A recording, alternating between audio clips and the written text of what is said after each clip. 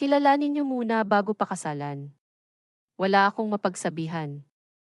Di ko akalain na masasabi ko to, mahal na mahal ko ang asawa ko. Pero pagod na ako. Caregiver ako ng husband ko na may anxiety and depression. Di pa namin alam kung may bipolar siya. Papa-check up pa. Mahal ako ng asawa ko. Alam ko. Pero may mga ginagawa siyang parang di niya ako kinoconsider. Nasasaktan ako. Minsan naisip ko di talaga kami meant to be together. Siguro napaka-dangerous na path of thoughts. Pero eto, high ang S at X drive ko, noon una high naman S at X drive niya. Ngayon, halos wala na. 2 years pa lang kami. Alam ko dahil sa depression to pero kahit noon nawala siya sa episode niya, hirap pa rin bumalik, gamer siya, nung una hindi gaano. Si alam niya may bad experience ako sa jawang gamer at kapatid na nambubugbog pagka talo siya sa laro niya. Di niya naman sinabi sa akin na ad at kaya pala siya sa laro. Tinri ko naman, nag-enjoy ako sa Switch. Masaya siyang nag-enjoy ako.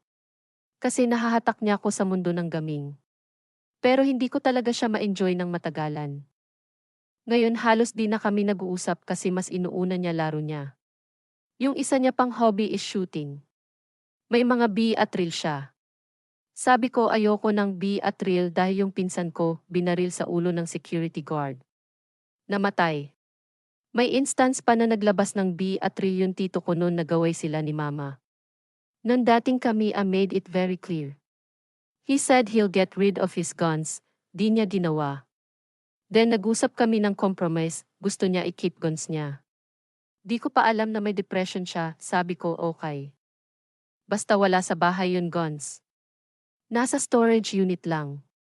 Wala nang affection, parang di ko na siya kilala. Sinabi pa niya sa akin na nag-i-enjoy siya kapag may babaeng kumakausap sa kanya.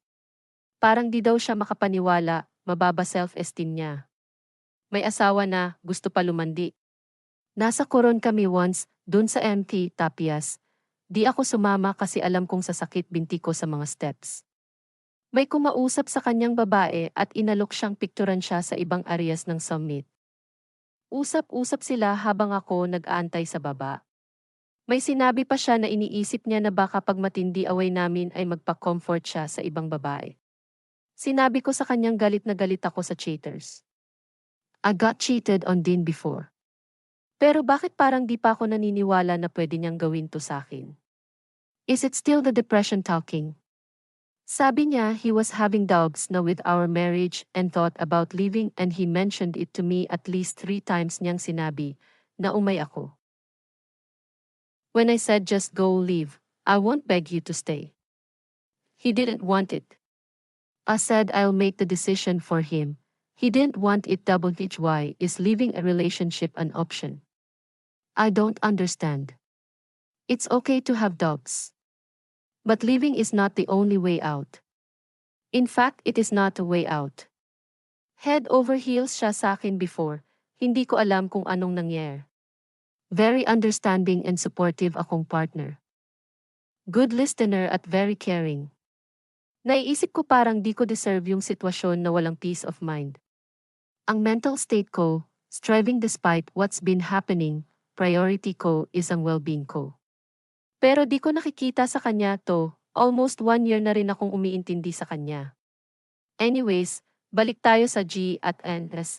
Tinry niya mag-swik at D pero di pumutok yun P at real. Nung sinabi niya sa akin, di ko alam yun gagawin ko. Para akong mababaliw. Then sabi ko, ayoko na ng mga B at real niya. He still didn't get rid of them. Then kanina, gusto niya na naman bumili ng B at real. Sobrang kumulo yung loob ko so I left the conversation. Di ko kaya makipag-usap. Di ako marunong magalit ng matindi. Hindi ako nag-jer. Hindi ako makikipag-usap ng galit. Yung lalaking I fell in love with parang nawala na.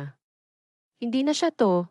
Lagi niya sinasabi sa akin na ang nice-nice ko sa kanya at di ko daw siya deserve. Nalilito ako kung ito ba yung sinasabi nilang hamon ng marriage. Sobrang hirap naman kasi hindi naman problema yun kalaban ko, yun mismong asawa ko. Feeling ko ang tanga ko. It's 5 in the morning. Dapat tulog na ako kanina pa.